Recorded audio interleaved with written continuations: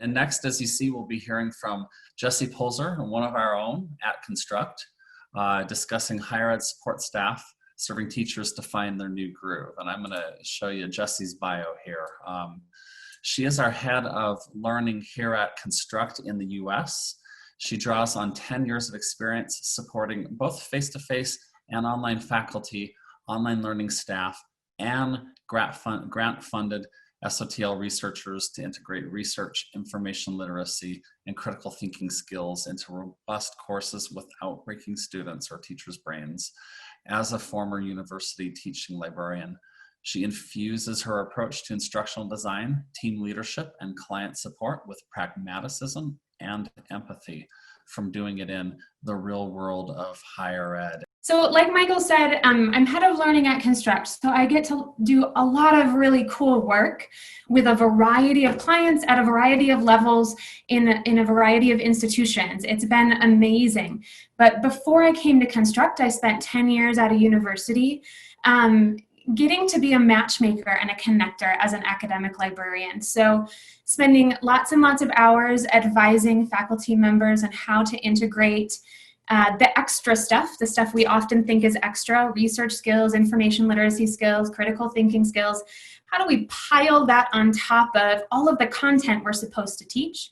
How do we do it in a way that is developmentally appropriate and scaffolded so that you don't get to senior year and you don't know how to look up a scholarly article or whatnot? And how do you do that so that you're not just piling it on top? But what actually happened in that role is I got the privilege of being a connector. So I got to talk to online learning. I got to talk to disability services. I got to talk to the teaching and learning centers.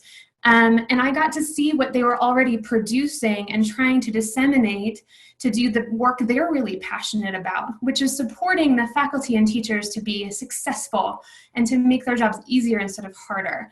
And so it was great to see this network and matrix come together and to be able to say, hey, you need that, they have it over there. And you need that, actually, they've already created it and it's on their website.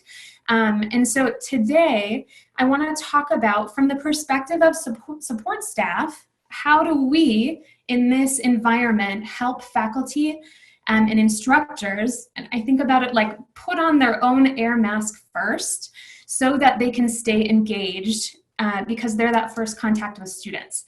And I would say as we go through this lens that we're going to look through, even looking at yourself as a support staff person, putting on your own air mask as well, and seeing if you have any gaps in your needs so that you can also stay engaged and we can just stay supported all the way down the line. And I'm gonna start with a story. So this is a book my kids ask me to read all the time. It's called Now One Foot and Now the Other. And honestly, the cadence, this repeated phrase, now one foot, now the other, has kind of become this kind of undercurrent that I feel as I've been moving through COVID with my family, moving through COVID with Construct, moving through COVID with all of our clients, just thinking about how do we put one foot in front of the other. So this is a story about a grandfather and a grandson who are incredibly close. In fact, I think Grandpa Bob lives with the family. It's not clear, but I think he does. His grandson is named after him, and they end up developing such a close relationship that they have like a secret language and their own customs and rhythms and inside jokes between the two of them. And in fact, Grandpa Bob is the one who teaches Bobby how to walk. And there's that phrase, it comes up, now one foot, now the other. And it's a story that as Bobby grows, he asks Grandpa Bob to tell him all the time, tell me the story about how you taught me how to walk. Tell me the story about how you taught me to do the most basic things. Later on in the story, what happens is Grandpa Bob has a stroke and he can't come home for quite a long time. And of course, when he does come home, he's different. He can't walk, he can't talk, he's trying to connect, but at first, Bobby is very scared of him. In fact, Grandpa Bob tries to start communicating with Bobby, but it comes out sounding like a scary monster. And so Bobby runs away and says, Grandpa Bob is a scary monster, and his mom says, he's still in there. Pay attention. You can see him, but he may never be quite the same. So Bobby starts to pay attention, and he actually starts to leverage their special relationship, their inside jokes, to draw Grandpa Bob out as his brain heals and his body heals. And at the end of the story, what happens is Bobby gets the privilege of turning around and teaching Grandpa Bob how to walk. And that's the refrain that comes back up. Now one foot, now the other, which at the end of the book, Grandpa Bob says, Bobby, tell me the story of how you taught me how to walk, and that they share that going onward. So like I said, my kids ask me to tell this story all the time. It's not a book that I intentionally researched, and it wasn't on an awards list, and I didn't choose it to support their, development as a parent. They found it in like a weeded, beat up library book sale. It was already kind of dirty and gross, but they still ask for it all the time. And I think it's because children often feel what maybe we're all feeling right now, which is something as big is going on. We don't quite understand it. And we want to feel like we have agency, that we have some semblance of effectiveness, that we can be truly helpful, that we have some choice and control. And I think that kids understand that a lot, and that we're in that position right now of looking for the place where we have agency and we feel like we can be helpful and effective. So part of our job as the support staff, maybe part of our privileged place actually, as folks who see from a more removed space what those faculty and staff might be going through, is in the space where familiar things can look really scary, how do we help them remember what they're already good at? So all of these teachers who have varying levels of familiarity with online learning, they possibly have never touched it and have never wanted to touch it, all the way to they've been teaching online since, before it was a thing. How do we help them remember what they're already good at, that they already have agency and expertise, and then take just the next step? And the lens I'm going to use in order to unpack how we might develop the best support structures for them is Maslow's hierarchy of needs. Now, if you're not familiar with Maslow's, you work from bottom to top. And Maslow said that we all as human beings have these fundamental needs, but they're like building blocks. If we don't have the foundational ones at the bottom, we actually can't move up to the top. So we're going to look from the basic physiological needs. What do those look like for our faculty and staff and instructors in this environment, all the way up to those who might be ready to jump in and have more control to contribute expertise. They're still ready to be in a very creative space. This presentation is meant to be a resource that you can walk away with. There's a lot of ideas sitting in here. I'm just going to say that we can't be all things to all people. And if you're sitting in the Office of Teaching and Learning, or you're sitting in the online learning space, we're going to talk about how you don't have to do all the things. And I'm hoping you're going to be able to take this away and say, that's our niche, we can do that piece. And we can coordinate with the others to make sure that the scaffold is in place really well. So first, basic physiological needs that might be going on. And we can be very literal about this. We understand that unemployment is very high. My former university, as well as so many universities in the US, are announcing lots of layoffs, furloughs, just plain letting people go. There's a lot of just literal possible in individual pockets, food and shelter insecurity, maybe not knowing how they're going to get their bills taken care of. Though as a university, we can't solve that problem for people, what we can do is acknowledge it, and we can gather any sort of local to higher than local aid resources and have those ready to go, ready to distribute, and say, we understand you might be feeling, you might be in an insecure spot. We want to give you access to whatever is available, and we want to help you find that. In the online learning space, we could interpret this a little bit differently, and we could think about it as just basic tech access and the knowledge to know how to use it. If somebody's never been in an LMS like Canvas or the other LMSs that we use, just logging in can be intimidating. And most of us go through some sort of single sign-on service, which adds another layer of confusion even. So just making sure that we have clear instructions about just getting in, just taking that first step is really important. So how can we support basic tech access?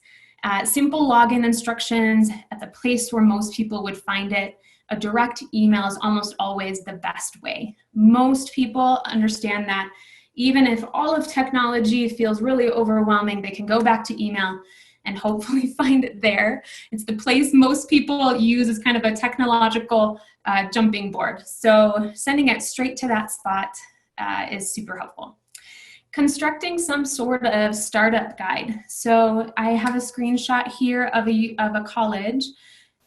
They understood that they were quickly, like many of us, moving many teachers who never anticipated teaching online straight into a Canvas space. And they had to get their work up and their course up within 2 weeks. So what they did is they constructed a just one foot in front of the other, step 1, step 2, step 3, how do I get online?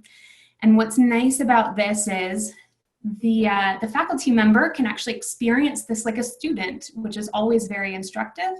And then it gives them the very tangible step 1, step 2, step 3 based on best practices of how to do it now. That you may add in a layer of like just-in-time use instructions. You can see at the bottom that same university layered their Canvas with some pop-up utilities.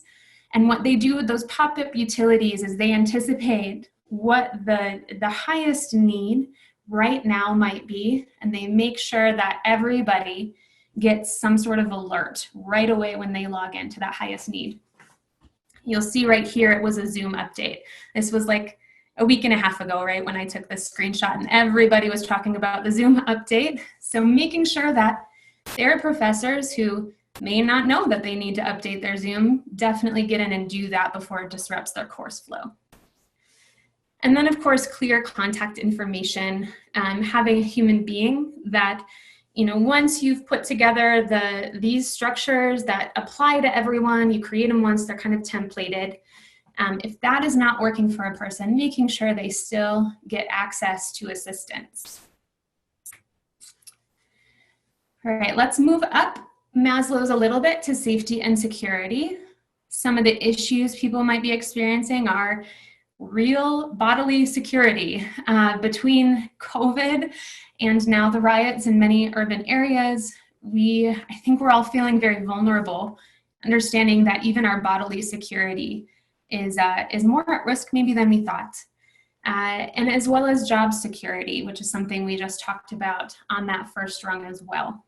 So some possible solutions from administration throughout all of the support staff areas is really thinking about what it means to be an engaged worker, what it means to hold your staff accountable to being an engaged worker, and building in the flexibility to actually support that engagement. So flexible remote work policies, making it clear, making it supportive are really important. A system you might put in place that's super effective is a buddy system for teaching. So identifying your people who've been teaching online forever, they've got it down. Their learning curve is really tiny right now.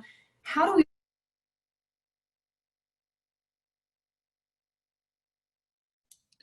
We lost your, Jessy, sorry to jump in. We lost your audio.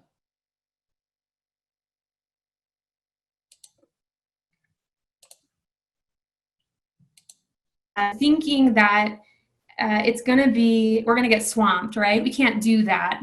But if we think about structuring our support systems and even templating some of it to hit all of these rungs of Maslow's, that means it frees us up for the ones that are most at risk to really provide that super individualized support. So some ways to tailor some support. So you may actually want to survey, survey fatigue is a big deal, but in this case, asking what they need and then looking at the average needs, shooting for those, and even maybe surveying some individualized needs in an intake type form, which we'll talk about later. Putting together those semi-individualized tiers of intervention and support, things that you can template. And that brings us to number 3, which is constructing some templated tools, almost like success security. So if we can create some course templates right inside the LMS, we can create some guided decision-making workbook support or forms that people can use to self-assess where they're at, to guide that kind of one foot in front of the other. That way we can push those out and people know they're using a template. It's been built on some best practices. It'll get them started very quickly. You can see here this university had built out inside of Canvas an entire menu of templates, a week overview template, a homepage template, a syllabus template, a textbook reading, some really common learning activities templates. So moving up on Maslow's, we come to love and belonging.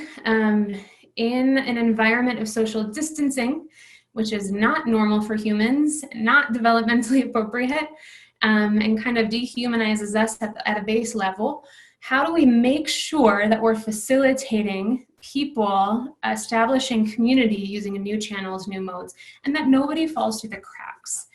So some solutions, again, just like you might collect aid resources for physical needs, you might also collect those mental health resources and make sure those are disseminated.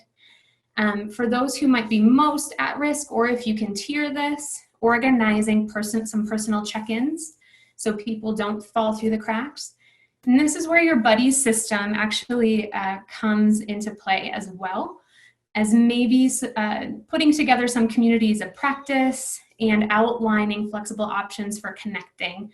You can still have those lunch meetings and brown bags and all of those. You just have to give people a really clear way to do that. So establishing some communities of practice, we often think about those being, just like conferences, we think about them being in person. And it's hard for us to wrap our heads around how we can actually facilitate robust, we move together, we learn together, we do together, we try together, we fail together, communities of practice virtually. I have a link here to a totally virtual online community of practice that I ran for a year for people who are interested in integrating research skills into their curriculums. So we had cross-functional sections of different types of faculty members from all different disciplines, all working towards the same thing. We just set those rhythms very clearly in an online place they could keep coming back to. And then of course, branched from there using different tools and modes for connecting, passing along information, building on research, those sorts of things. The next rung up is confidence and respect. The biggest things here are that when we feel insecure in other places, we start to lack confidence. Even in places where we actually do have expertise, we might feel the pressure that we can't fail. And so we start to hide some of those insecurities. And then honestly, there's a lot of people out there who are used to enjoying and giving mutual respect, honoring expertise. And those channels for giving and receiving respect have been kind of dismantled. They have to find new channels for this very basic need of giving away the things that I know and receiving from you the things that you know. So making sure to build in systems where the people who want to contribute, they've already hit those lower rungs. They just need now to actually invest in others and give away what they know. You're going to recruit your community of practice and your coaches and mentors out of that group. We also want to think about changing the definition of success. Start telling stories that talk about courage and grit, and even talk about mistakes, so that people start to understand that in this environment where there's so much insecurity, small wins really are big wins. And the point is here, I think, is that every leader needs to become a storyteller, gathering stories on purpose and then disseminating on purpose, knowing what you want to call those people to, and making sure that we're spending time doing that. It's actually a higher impact than we think. That top rung is creativity and expertise. The tricky part about here is that in Maslow's paradigm anyway, it requires that all other needs be met.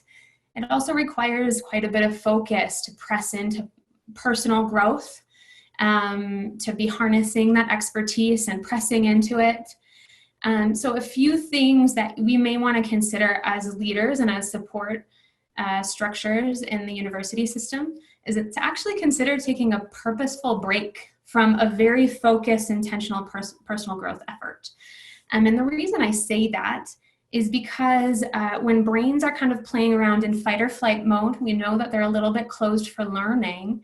And if we give ourselves permission to just lean back even a little bit and let that brain rest, what's going to happen is people who are ready for this stage will take that rest quickly and transform it into more creativity. It will start popping up some of our greater innovations and connecting different pieces, and they'll just re-engage all the faster if they have permission to take a step back for just a minute. Again, redefining how we define success and wins. And if people really are ready in a focused way to identify a growth area and dig in, just help them scope it and tell them, go have fun. Just support that if they self-identify as ready for that. So I know, Michael, we're reaching our time, and I'm just going to say that the end of this slide deck includes some steps 1, 2, 3. And the biggest thing that I want to highlight here is coordination between the support offices. This sounds like a lot of things to maybe create and to coordinate and to define. But honestly, if you just send a few emissaries into a shared space to talk about what you all already have in place, most likely you have a lot of the work done.